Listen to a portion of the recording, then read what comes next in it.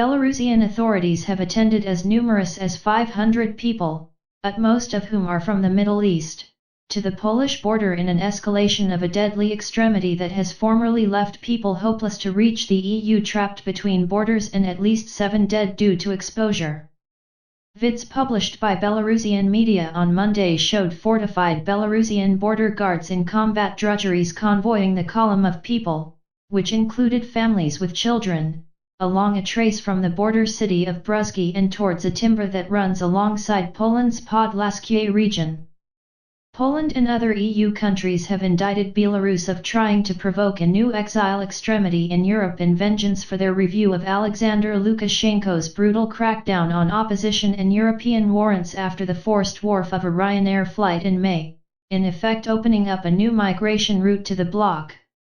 One Iraqi Kurdish woman told The Guardian that she was brought to Belarus by a trip agency that would give them breakouts to Minsk and also a transfer to the EU's external border.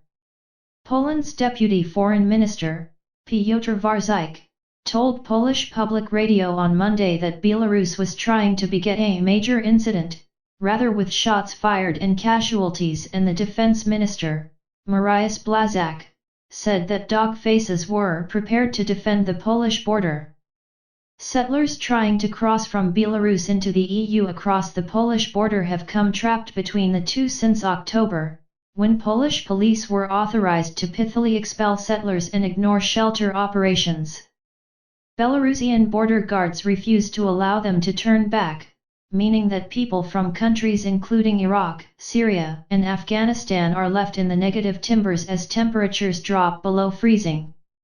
Christel van Leeuwen, a medical exigency director with Médecins Sans Frontières, told The Guardian last week that NGOs must urgently gain access to the secure zone for settlers' claims and transnational protection to be admired. Poland has reported further than illegal border crossings this time, with nearly half coming in the month of October. Numerous of the settlers are trying to flee to Germany, which said it had entered further than deportees via Poland from Belarus since the morning of the time. Yet those sweats infrequently looked so systematized as the mass column organized on Belarus's M6 trace on Monday, which critics saw as a dramatic attempt by Lukashenko to increase pressure on neighboring Poland.